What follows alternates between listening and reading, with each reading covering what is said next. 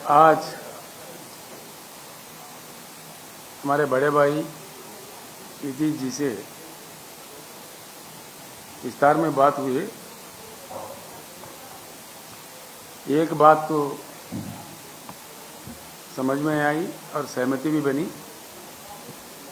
कि किसी भी प्रकार से भाजपा सरकार को विदा करना है इस भारत से।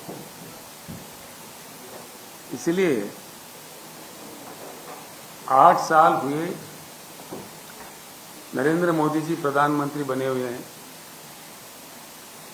हर चीज में, हर सेक्टर में देश का विनाश हो रहा है। देश के हर वो आदमी परेशान है, बेहाल है। मैं आपसे भी अनुरोध करूंगा, आप लोग तो रोज मिलते हैं, नेता लोगों से पूछते हैं, सोचते भी है, लिखते भी है, हर चीज करते हैं। एक सेक्टर ऐसा हो जिसमें कोई सुधार आया हो इस देश में, किसी भी क्षेत्र में, किसी भी देश के भाग में या किसी भी सेक्टर में, in any of the sector of the country, वो चाहे पानी का हो, बिजली का हो, खेती किसानी का हो, दलित वर्ग का हो, पिछड़ा वर्ग का हो, महिलाओं का हो, किस चीज का सुधार हुआ है इस देश में? अगर किसी का भी सुधार हुआ होता तो देश का यह हालत नहीं बनता। डॉलर के प्रति रुपया का इतना गिरावट, मोदी जी से पहले 14 प्रधानमंत्री रहे, किसी भी समय इतना बुरा गिरावट नहीं हुआ जो आज हो रहा है। पहले ब्रेन ड्रेन होता था, हमारे पास मौके नहीं मिल रहे थे तो ब्रेन ड्रेन होता था, विदेश में लोग चले जा रहे थे। हमारे बुद्धिजीवी, आज जिस प्रकार का नीतियां बन रहा है उसको लेके कैपिटल ड्रेन हो रहा है। सारा ही पूंजीपति भाग रहे देश से। देश का बड़ा बुरा हाल हो रहा है। हम सब लोग गवाह है, 13 महीने किसानों को क्यों आंदोलन करना पड़ता है इस देश में। बहुत ही महान देश है हमारा, भगवान ने, प्रकृति ने काफी संपत्ति दी है। हमारे नदियों में 70,000 टीएमसी पानी बहते हैं। आज तक देश ने सिर्फ 20-22 हजार टीएमसी ही इस्तेमाल किया है। और वाटर वार्स होते हैं, जल युद्ध होते हैं, क्यों होने लगते हैं? बिजली 4 लाख मेगावाट के ऊपर बिजली की उपलब्धि देश में है, लेकिन देश को, किसानों को भी, आम लोगों को भी, उद्योगों को भी, हर किसी को भी बिजली के लिए तरसना पड़ता है।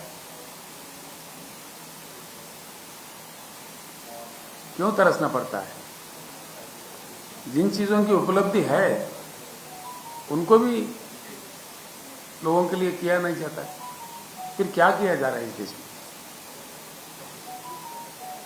हर एक चीज में इकोनॉमी तबाह हो गई, कर्जा बढ़ गया देश का, रूपी वैल्यू गिर गया, प्राइस राइज हो गया, डीजल, पेट्रोल, खाद, हर चीज का दाम बढ़ गया।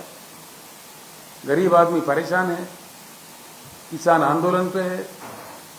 और नीतियां, देश के रक्षा करने वाला हमारा डिफेंस सिस्टम इतना मजबूत सिस्टम रहा, कई प्राइम मिनिस्टरों ने युद्ध लड़े, कामयाब हुए, खड़े रहा भारत।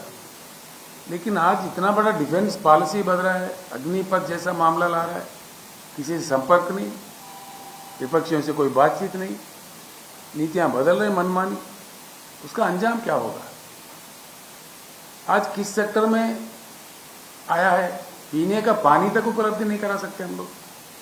खिलाते हैं पूरे देश में। जहां किसी राज्यों ने प्रयास किया वहां जो कुछ भी हुआ, लेकिन केंद्र सरकार की नीति से नारा के सिवाय कोई काम असल में आता ही नहीं, उपलब्ध होता ही नहीं। यहां तक के देश के राजधानी दिल्ली में पानी की उपलब्धि नहीं है 75 साल के आजादी के बाद। आज हमारे कई मित्र हर दिन पानी खरीदते हैं दिल्ली शहर में। दिल्ली शहर में भी पावर नहीं मिलता, 24 घंटा नहीं मिलता। कई हिस्सों में, दिल्ली के हिस्सों में पावर काटा जाता है हर दिन। ये क्या हो रहा है? ये चीज ऐसे है, 8 साल यानी कि मोदी जी के जो कालखंड उनके लिए दिया था जनता ने 10 साल का, उसमें 80% समय खत्म हो चुका है। अब उनके नीतियां क्या है साफ देश के सामने आ चुके हैं। उनका क्या कैपेसिटी है, क्या कैपेबिलिटी है, उनका चलाने का ढंग क्या है, देश को किस प्रकार से साथ लिए जा रहे हैं, ये सारे देश के सामने आ चुके हैं। आज मैं एक ही बात आपको कहना चाहूंगा, केंद्र सरकार के नाकामियों की वजह से आज काफी नुकसान हुआ देश का हर सेक्टर में। साथ ही साथ जो राज काम कर रहे हैं अपने जगह अच्छा खड़े होकर काम कर रहे हैं, कुछ एक अलग नीति बना के फेडरल सिस्टम को पूरा खत्म करके FRBM एक्ट में तोड़ मरोड़ करके जो संसाधन मिलने चाहिए जो राज्यों के अधिकार में है उसके वो छीना जा रहा है। जो अपने आप विकसित होना चाहते हैं राज्य, जो जहां प्रयास हो रहा है उनको भी काटा जा रहा है। क्या वजह है इसका, क्या कारण है?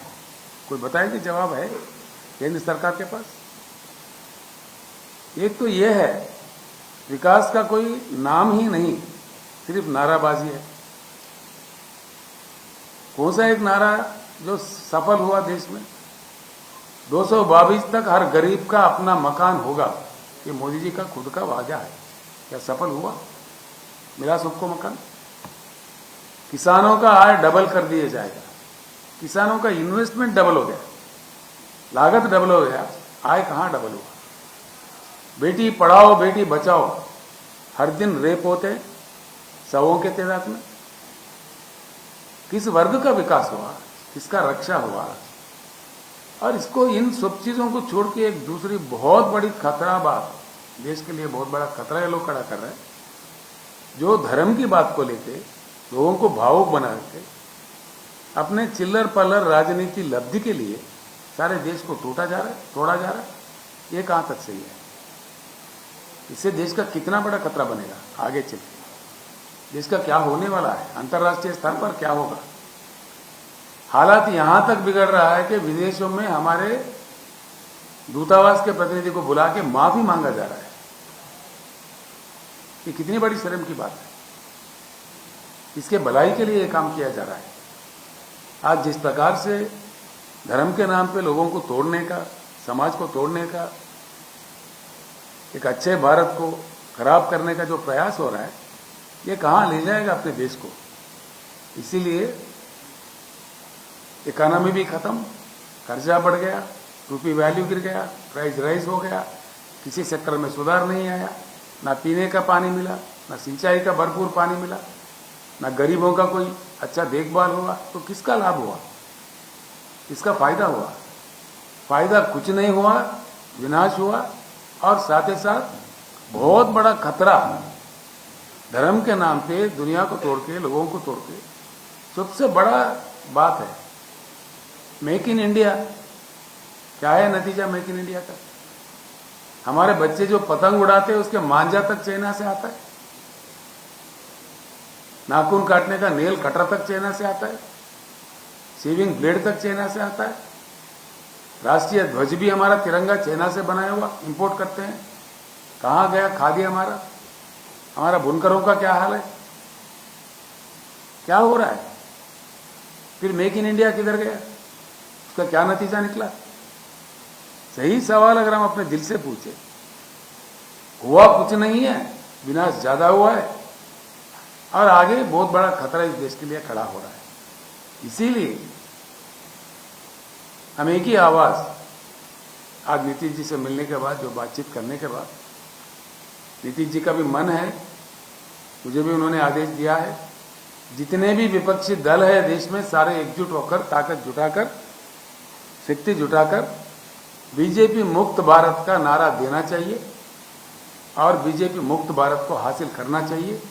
तभी देश फिर से खड़ा हो सकता है, आगे बढ़ सकता है, अंतर्राष्ट्रीय स्तर पर एक अच्छा अपना स्थान बना सकता है। मैं एक अन्य बात भी कहना चाहूंगा इस दौरान। आपसे प्रार्थना भी है, नीतीश जी ने भी प्रार्थना की, आप ये बात जरूर जनता तक ले जाए।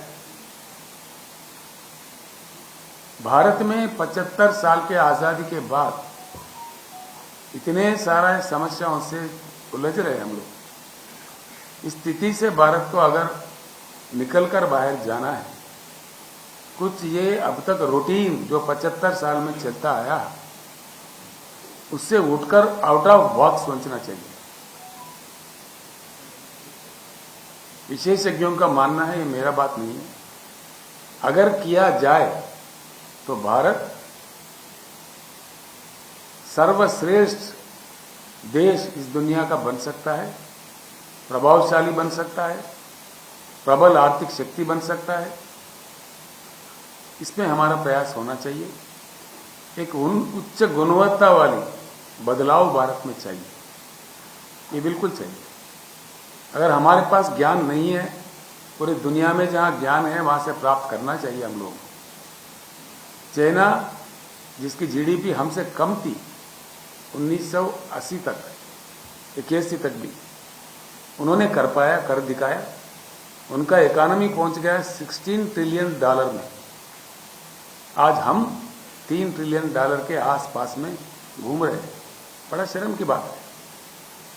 चाइना में हर चीज हमसे कम है, हर चीज की उपलब्धि हमसे कम है, लेकिन वो कहां पहुंच गया। आज टक्कर दे रहा है, पूरी दुनिया के अग्रदेश जो माना जाता है अमेरिका को टक्कर दे रहे हैं, प्रतियोगिता दे रही है। हम कहां रह गए? ये ऐसे बने रहेंगे? ऐसे ही रहना चाहिए देश को। आज देश के युवा को, देश के बुद्धिजीवियों को सोचना चाहिए। मैं एक ऐसे पवित्र जगह बैठ के बात कह रहा हूं जहां से लोकनायक जयप्रकाशन जी के एक आवाज पे पूरी देश में क्रांति आई थी, तानाशाही का खात्मा किए थे, रिश्वतखोरी के खिलाफ में लड़ाई लड़े गए थे। ऐसे पवित्र भूमि में आकर कुछ प्रेरणा मिलता है। इसलिए गुजरात से सारे देश के युवाओं को, बुद्धिजीवियों को, राजनीति में जो लोग काम सक्रिय कर रहे हैं, उन सारे लोगों से हम प्रार्थना करेंगे कि बीजेपी मुक्त भारत ही देश को आगे ले जाएगा। इनके धर्म के वाद पे, कुछ अन्य के वाद पे देश को तोड़ मरोड़ के जो कर रहे हैं, तोड़ना बहुत आसान होता है, जोड़ना बहुत कठिन होता है। एक बार टूटा देश, एक बार एक विद्वेष, एक हेट्रेड फैल गया, बहुत बुरा मुश्किल होगा, देश को बड़ा नुकसान हो जाएगा। हम संभलने में फिर काफी समय हमें लगेगा। इसीलिए इस खतरा से बचने के लिए हर किसी को आज सोचना चाहिए। इनके जो बहकाव है, झूठे वायदे हैं, झूठी बातें हैं और झूठा तरीका है, एक शर्म करने वाली बात है। भारत लोकतंत्र का मान्यता रखने वाला एक विशेष देश है, हमारा कोई प्रतिष्ठा है अंतर्राष्ट्रीय स्तर पर। आज कहा जा रहा है खुलेआम, देश को चलाने वाले सत्ताधारी पार्टी के अध्यक्ष खुद कहते हैं हम सारे पार्टियों का खात्मा करेंगे, एक पार्टी, सिर्फ एक पार्टी का तानाशाही लाएंगे। कहा तो ऐसा जा रहा है तिरंगा को नहीं उड़ाइएगा, कहा शायद झंडा उड़ाइएगा अपने घरों पर, और वो लोगों का कुछ पकड़ने वाला नहीं है। ये तो देश के साथ गद्दारी हुआ, राष्ट्रीय ध्वज के साथ गद्दारी हुआ। वो लोग खुलेआम बयान देते जा रहे हैं। क्यों केंद्र सरकार चुप्पी साध रही है? क्या कारण है इसके पीछे? और आज जिस प्रकार के दंगे कराए जा रहे हैं, जिस प्रकार के एक सहिष्णुता हमारे देश में बना हुआ था, जिसके प्रति हमारा देश का बड़ा मान्यता था, जो हमारे राष्ट्रपिता है, महात्मा गांधी जी ने अपने आप को नहीं कहा राष्ट्रपिता, सारे देश ने माना है, सर पे लिया है। ऐसे राष्ट्रपिता का अपमान किया जा रहा है कितने गंदे तरीकों से, और हम सब लोग चुप्पी साधे हुए हैं। ये कहां ले जाएगा देश को? क्या हम अपने दादा परदादा का अपमान करेंगे, अपने खानदान का अपमान करेंगे? ये किसी देश में होता है? ऐसा नहीं होना चाहिए। ये कहां ले जाएगा भारत को? आगे तब तक हम क्या सिखा रहे हैं? ऐसे भारत किसको चाहिए? और इनके प्रति कोई मतलब कुछ हुआ है, इनका कोई काम है, इनका कोई योगदान है, फलाने सेक्टर में कुछ हुआ है, किसमें सुधार हुआ है? बातों के सिवाय कोई काम है ही नहीं। जब ये विपक्ष में थे, गला पाड़ पाड़ के जिन बातों कह रहे थे, जिन बातों का विरोध कर रहे थे, आज वही बात ये अमल कर रहे हैं। Complete privatisation totally. LIC को क्यों प्राइवेट कर रहे हैं?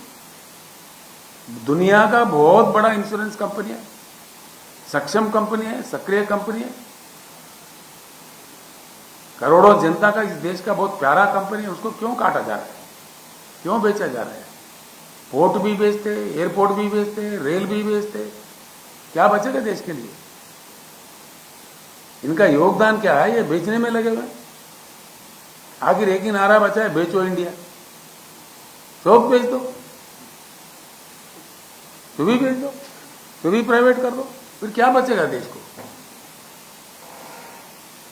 बेच बेच के हमें जाना कहां है, पहुंचना कहां है? दुनिया में हमारी क्या जगह रह जाएगा? इसीलिए सारे देशवासियों से हमारा अनुरोध है, हमारा अपील है, और हमसे जो संभव प्रयास होगा, हर संभव प्रयास हम करेंगे। ये कुछ कमजोर लोगों को डराते हैं, विपक्षियों को जिस तरह से सताते हैं, ये सच्चे हरिश्चंद्र के भाई है क्या? आज सबसे ज्यादा पैसे खर्च करने वाला चुनाव के टाइम पे भारतीय जनता पार्टी है, ये सारा दुनिया जानता है, सभी को मालूम है, आप लोगों को भी मालूम है, हम सभी जानते हैं। सबसे ज्यादा पार्टी में पूंजी रखने वाला पार्टी भारतीय जनता पार्टी है। घोटाले किए जा रहे हैं। कभी हमारे देश के प्रधानमंत्री के खिलाफ कहीं नारा नहीं उठे। प्रधानमंत्री जब श्रीलंका गए, श्रीलंका में साफ बताया, वहां के लोगों ने उनके पार्लियामेंट्री कमेटी के सामने बयान दिया है कि भाई इन्होंने अपने मित्र को, एक छोटे मोटे साहूकार को कॉन्ट्रैक्ट देने के लिए श्रीलंका पे दबाव लाया है। वहां के युवा प्लेकार्ड लेके खड़ा हुआ है वहां के रोडों पर, ये सारे दुनिया के सामने है। कितना अपमान होता है देश का इसका, कितना भारी हमको चुकाना पड़ता है। देश का गरिमा, देश का प्रतिष्ठा किस प्रकार खत्म हो रहा है। और प्रधानमंत्री अमेरिका में जाके, जब अमेरिका अध्यक्ष का चुनाव होता है, इतना गलत कदम है। अमेरिका अध्यक्ष के चुनाव के प्रक्रिया में हमको हस्तक्षेप करना चाहिए, डिप्लोमेटिकली कितना रॉन्ग स्ट्रैटेजी है। और इन्होंने साफ कह दिया, अब की बार ट्रंप सरकार। ये क्या अहमदाबाद कारपोरेशन इलेक्शन है कि अमेरिका इलेक्शन है? क्या समझ के देश को दांव पर लगा रहे थे? वो आज हारे हुए हैं, दूसरा आके बैठा है। देश के बारे में कुछ ख्याल है, जो मन में आए कह दी। इस प्रकार की नीतियां देश को कहां पर ले जाएंगे, क्या स्थिति देश की बनेगी, इस बात पे सोचना चाहिए। पत्रकार मित्रों से भी मेरा अनुरोध है, आप देश के प्रति जरूर कदम उठाना चाहिए, आप लोगों को जरूर सोचना चाहिए, देश में चेतना लाना चाहिए। जिनको जानकारी नहीं है उन तक बात पहुंचाना है। आप हमारे लोकतंत्र का फोर्थ स्टेट है, आपका मान्यता है। मैं बार बार दिल से आपसे प्रार्थना करता हूं कि आप लोगों को भी लगना चाहिए। जब कभी इमरजेंसी सिचुएशन, इमरजेंसी जैसे सिचुएशन में पत्रकारिता का, फोर्थ स्टेट का, इस देश का क्या रोल रहा, आप एक बार याद कीजिए। आप फिर से एक बार आपको लगना चाहिए, मेरा आपसे अपील है। And I now welcome you to for any question. ये एक बार वन एट ए टाइम। ये आपने शुरुआत कर दिया ऑपोजिशन यूनिटी का। One at a time. Rao साहब, आपने ऑपोजिशन यूनिटी का शुरुआत किया। आप हैं, नीतीश जी की पार्टी है, तेजस्वी की पार्टी है, तो क्या आप अपील करेंगे सारी पार्टियों को एक मंच पर आने के लिए? दूसरा कि इसके पहले हमने देखा है कि थर्ड फ्रंट का जो भी प्रयोग रहा है वो विफल रहा है, तो क्या कांग्रेस भी ऑन बोर्ड रहेगी? तभी एक चैलेंज दे सकते हैं जो आप बीजेपी मुक्त भारत कर रहे हैं, या नरेंद्र मोदी को चैलेंज करने के लिए। और क्या उसकी अगुवाई नीतीश कुमार के हाथ में आप लोग दे सकते हैं, या कोई और अन्य नेता होगा, क्योंकि नेता तमाम है? एक ही बात आपको मैं जवाब देना चाहूंगा। हम जो इस बात में एकजुट है, इसको लेके हर संभव प्रयास करेंगे। कुछ ही दिनों में आपको इसका नतीजा देखने को मिलेगा। लेकिन नेता कौन होगा? आपको इतने घबराहट क्यों है? हम चुनेंगे जब समझ आएंगे, वक्त आएंगे। आप सिंपल बात है, मैंने आपका जवाब दे चुका है। मैंने आपका जवाब दे चुका है। मैंने आपको अभी जवाब दे चुका है। जब हमारी बैठक होगी विस्तार में हम बात करेंगे, जरूर किसी एक नेता चुनेंगे। आप घबराहट क्यों है आपको? कांग्रेस ऑन बोर्ड रहेगी। मैं जो कह रहा हूं विस्तार में बात होगा, उस बात के बाद कौन साथ होगा कौन नहीं होगा उसका निर्णय लिया जाएगा उस बैठक में। राव साहब, हमें कोई जल्दी नहीं है। राव साहब, अभी आपने अभी विस्तार से बताया कि कई क्षेत्र में अशांति है, गरीबों में अशांति है, किसानों में अशांति है, धार्मिक सद्भाव खत्म है, और ये भी आपने कहा कि जब भी अशांति होता है तो बिहार से क्रांति होता है तब शांति आता है। तो अभी चारों तरफ अशांति है, बिहार के पावन धरती पर आप बैठे हैं और मुख्यमंत्री नीतीश जी बैठे हुए हैं, जेपी के नेतृत्व में आंदोलन में भाग लिए। तो क्या आपको ऐसा लगता है, आपके अंदर ऐसा मन में विश्वास है कि जिस पवित्र स्थान पर आप बैठे हुए हैं, यहाँ से देश की राजनीति को एक नई दिशा मिलेगी और जो आप शांति चाहते हैं हर क्षेत्र में, जो देश के हित में चाहते हैं, वहाँ एक नई रोशनी मिलेगी? मैं आपसे एक बात कहना चाहूंगा, इस देश का दुर्दशा यह है कि देश के कुछ भागों को या कुछ राज्यों को बीमारू राज्य का करार दिया गया है।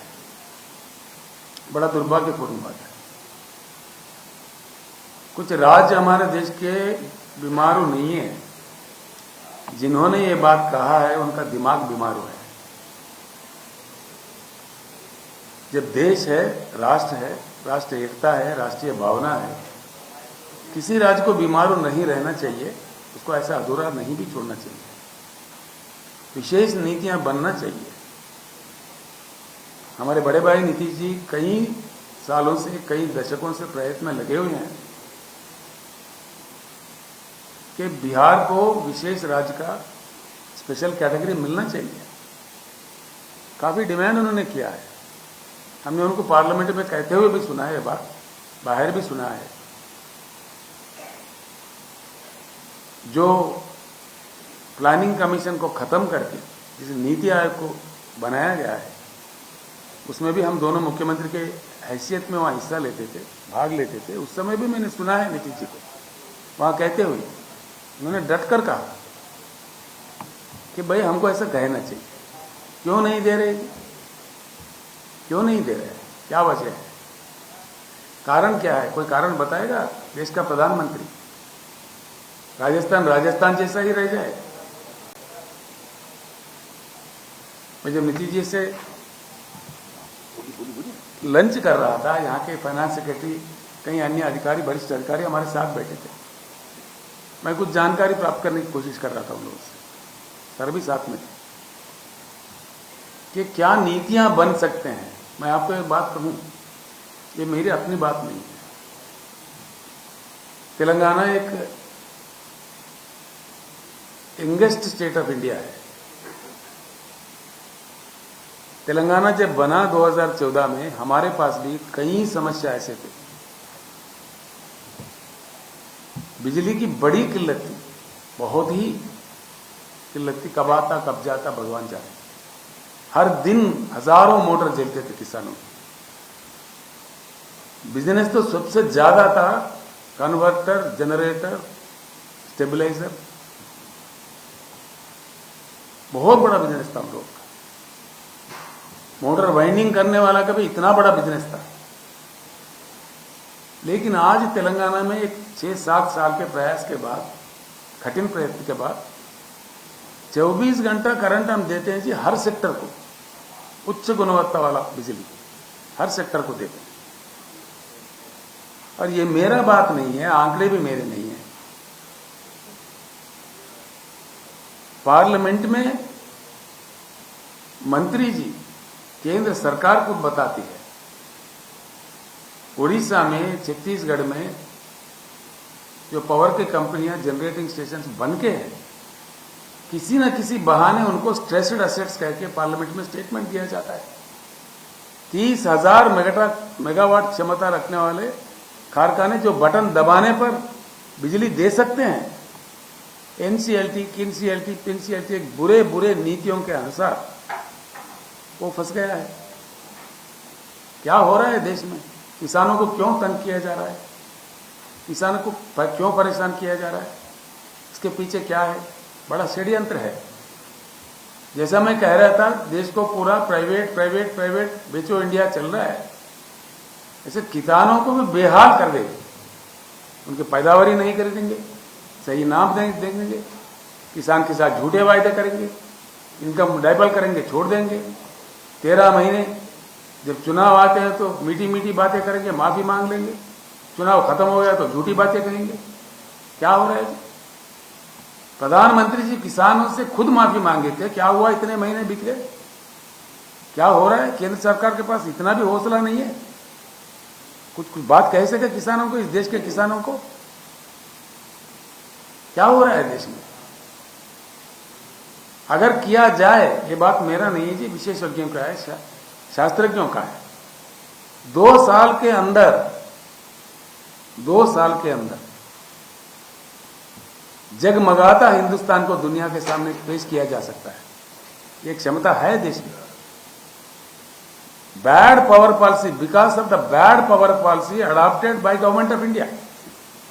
मैं आपको एक बात कहना चाहूंगा, हमारे पास तेलंगाना में ये कोयला खान है जिसके हम ओनर हैं, तेलंगाना राज्य, जो सिंगरेनी कॉलोनीज के नाम से जाना जाता है।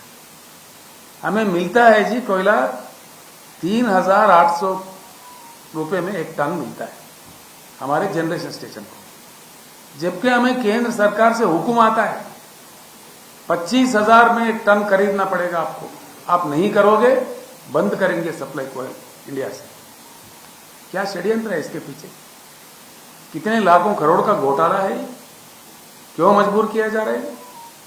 हमने सवाल किया है, हमने हमारे असेंबली से कहा दिया है प्रधानमंत्री को, भाई हम नहीं खरीदेंगे, जो मर्जी आप कर ले, जो कार्रवाई आपको करना कर ले, लोकतंत्र है, हम पे जबरदस्ती नहीं टोकना चाहिए, हम नहीं खरीदेंगे। जब हमारे खुद के कोयला खाने से हमको 4,000 के अंदर कोयला मिलता है, 25,000 30,000 में खरीदने के लिए केंद्र सरकार किसी राज्य को मजबूर करता है, क्यों? क्या वजह है? इसके पीछे बहुत बड़ा षड्यंत्र है। मैं अपने किसान भाइयों को बताना चाहूंगा कि किसान मजबूर हो जाए, पावर बिल बढ़ाया जाए, उसका फसल नहीं खरीदा जाए, बेहाल होकर किसान छोड़ दे, और सारे जमीन खरीदने के लिए इनके मित्र तैयार है, करोड़ोंपति। एक ही चीज बचा हुआ है, खेती किसानी इस देश में, उसको भी ये लोग कारपोरेट करना चाहते हैं, कारपोरेट कंपनियों के हवाले कर देना चाहते हैं। ये बड़ा बदनसीब बात है। इसीलिए हर किसान को जागना चाहिए, हर किसी को जागना चाहिए, हर बुद्धिजीवी को जागना चाहिए, इन षड्यंत्रों को पहचानना चाहिए और इसके समाधान निकालना चाहिए। इसीलिए हम कहते हैं, हम यूं ही नहीं कहते कि बीजेपी मुक्त भारत, बीजेपी से खतरा है इस देश को, इस खतरा को समझे। क्यों बेहाल परेशान किया जा रहा है किसानों को?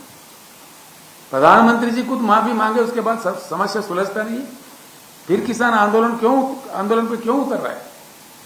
मैं आपको बता रहा हूं, आज हाल में अभी 2-3 दिन पहले हैदराबाद में 26 राज्यों से किसान संगठन के नेता मेरे पास आए। हमारे पास जो कार्यक्रम हुए, हम देते हैं जी, हर एकड़ में 10,000 का लागत देते हैं, इन्वेस्टमेंट देते हैं हमारे किसानों को, तेलंगाना किसानों का हमने बीमा करवाया, सारे प्रीमियम हम भरते हैं LIC को, और किसी भी किसान का किसी भी कारण, एक्सीडेंट नहीं, किसी भी कारण मृत्यु हुआ, 10 दिन के अंदर उनके अकाउंट में सीधे ही 5 लाख रुपए पहुंच जाता है। क्या इतना भी नहीं कर सकता केंद्र सरकार? इतनी क्षमता नहीं है? जो बात तेलंगाना संभव में है, तेलंगाना में संभव है, तो पूरे भारत में क्यों संभव नहीं है? हम हर दाना खरीदते हैं किसान से तेलंगाना राज्य में। 7,000 परचेजिंग सेंटर्स हमने खोला है, हर एक दाना till the last grain Telangana सरकार ही खरीदता है, MSP देके। क्या ये काम गवर्नमेंट ऑफ इंडिया नहीं कर सकता? क्यों नहीं कर पा रहे? इसके पीछे कारण क्या है? क्यों तंग किया जा रहा है? एक सवाल है आपसे, आप नीतीश कुमार जी को प्राइम मिनिस्टर अरे कायला सवाल पूछ रहे फालतू बिना, अरे सब छोड़ दीजिए पेपर। नीतीश कुमार जी देश का एक जाना माना वरिष्ठ नेता है, इसमें किसी को शक की बात नहीं है। नीतीश कुमार का, सुनिए ना, why you are so, I am here, I will be here, I am very patient. Nitish Kumar ji इस देश का उत्तम से उत्तम वरिष्ठ नेता है, इसमें किसी को कोई शक नहीं है। सुनिए ना, मुझे बात तो खत्म करने दो। जब हम बैठेंगे, समर्पित रूप से बैठेंगे, समाधान निकालने का हर संभव प्रयास करेंगे। मैं एक कौन बनता हूं, मेरे जैसे कई नेता है देश में, तो सभी की सहमति से जिस प्रकार की नीति बनना चाहिए, जिस किसी को नेता चुन के सर पे लिए चलना चाहिए, वो जरूर हम आपको बता देंगे। आपको कोई घबराहट की या जल्दीबाजी की जरूरत नहीं है। आपको अपना एहसास पता है, बिहार की धरती पर बैठे हो, यहाँ से रोशनी निकलेगी, जो आप बोले कि 2 साल में भारत जंग लगा, संपूर्ण भारत में विपक्षी एकता की बात आप कर रहे हैं। सब बहुत अच्छा हो गया, इतना बोल दिए। देश में संपूर्ण विपक्ष की एकता की बात आप कर रहे हैं। जी क्या है? तो आप जिनको हराने की बात कर रहे हैं। मैं नहीं सुना जी। सर, आपने कहा कि पूरे देश में संपूर्ण विपक्ष को हम एकजुट करेंगे, संभव प्रयास करेंगे। 2024 को हराने की बात कर रहे हैं। मैंने कहा प्रयास करेंगे, जो लोग हमारे साथ मिलके आएंगे मिलके चलेंगे, जो नहीं आएंगे उनको छोड़ के चलेंगे। 2024 में हराने की बात कर रहे हैं, उनके पास एक चेहरा है, चेहरे के सवाल पे आप कह रहे हैं कि हम बैठकर वार्तालाप करेंगे, उसमें चेहरा निकलेगा। बिल्कुल। क्या ऐसी स्थिति बनती है तो केसीआर साहब नीतीश कुमार जी का नाम प्रपोज करेंगे? ऐसा देखिए, मैं कौन होता हूँ? अब चलिए, मैं कहूंगा तो कोई विरोध करेगा नहीं, मैं कहूंगा तो कोई विरोध भी करेगा। आप क्यों जल्दीबाजी कर रहे हैं? हमको बैठने दीजिए, बात तो करनी चाहिए। एक मिनट बैठिए। इस पूरे प्रक्रिया में मैं बैठा हुआ हूँ, आप भी बैठिए आराम से। 50 मिनट हो गया, इस पूरे प्रक्रिया में कांग्रेस पार्टी की क्या भूमिका होगी? विपक्षी एकता में कांग्रेस पार्टी की क्या भूमिका रहेगी? राहुल गांधी क्या प्राइम मिनिस्टर के दावेदार रहेंगे? क्योंकि कांग्रेस पार्टी कहती है कि अरे सब सवाल काहे के लिए? राहुल गांधी। देखिए ऐसा है, नहीं सिंपल बात है।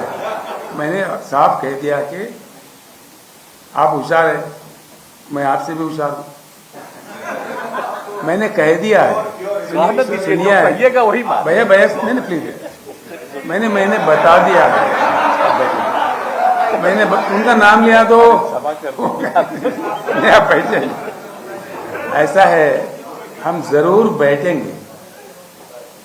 भाजपा के जितना विरोधी दल है इस देश में, उनको सब एकजुट करने की हर संभव प्रयास हम करेंगे। अब इससे बढ़िया बात आपको क्या कहें? इसके बाद में बैठक में सर्वानुमति से, सर्वसहमति से जो बात निकल कर आती है, वो विस्तार रूप में हम आपको बताएंगे। विकास बिना ब्राह्मण के कोई शादी होता ही नहीं है, आपके बगैर कोई चीज हो ही नहीं सकता।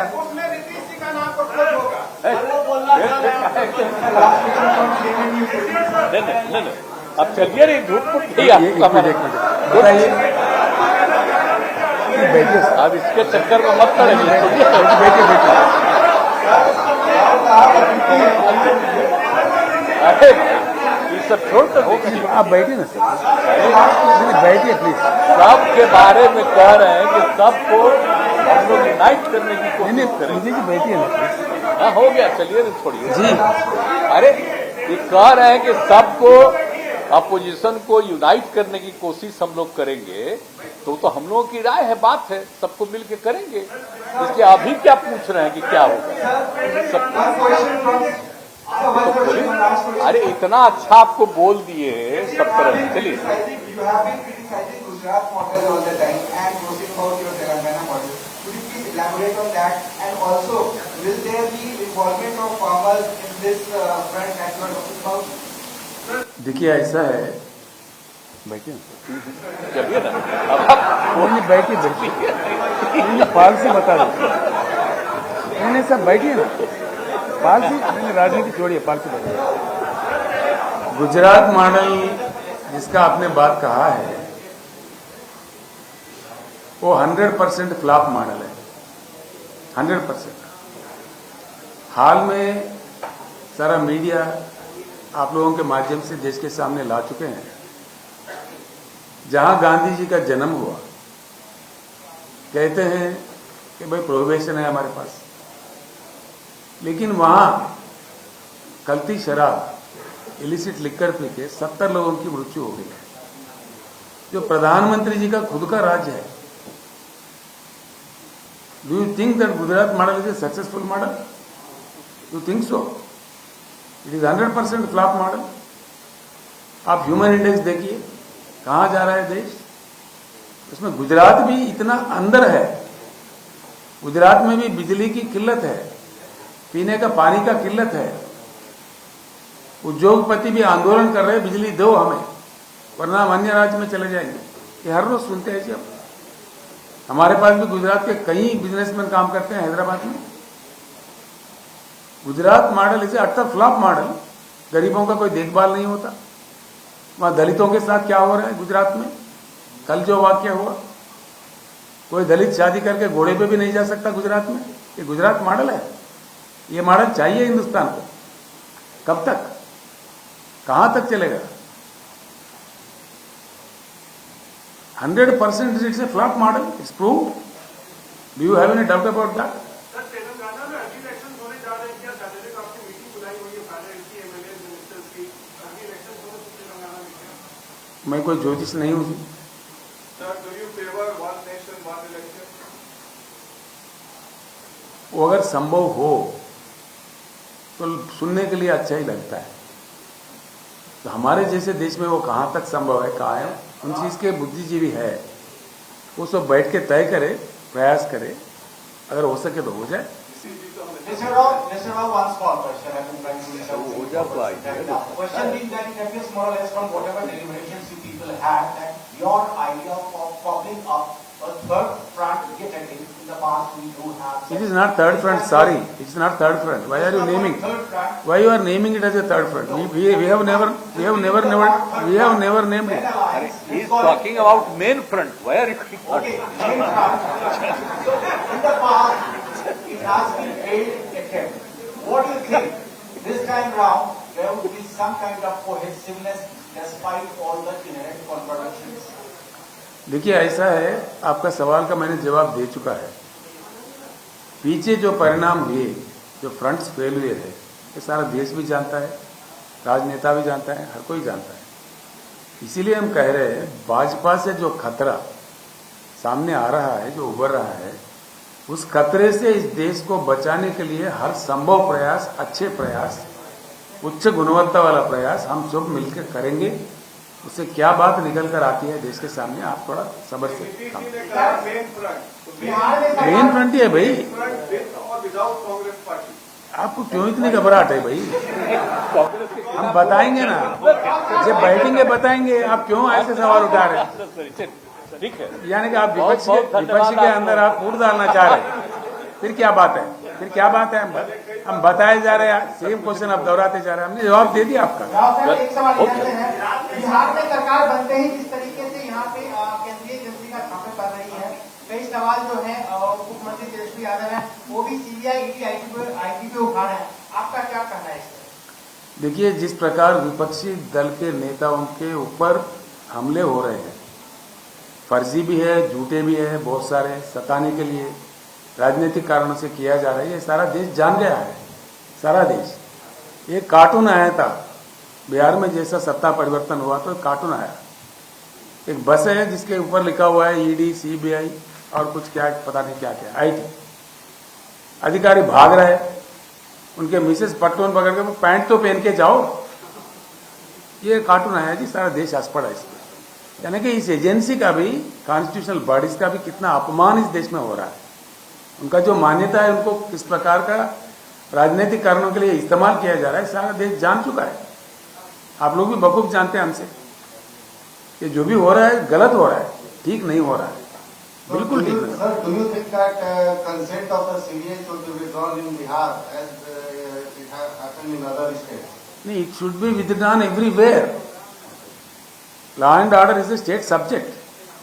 जो जहां चाहे घुसपैठ करे, षड्यंत्र करे, डिक्टेटर स्टंट चलाए। और दूसरी बात मैं कहना चाहूंगा आपको, जो भी एक पार्टी लाएंगे, एक ही ध्वज लाएंगे, एक ही मैं रहूंगा, मैं पन्ना, मैं का घर हमेशा खाली। ये होता हुआ दिखा हमारे पुराणों में भी, हमारे इतिहास में भी, अब भी बिल्कुल होके रहेगा। आपको धन्यवाद।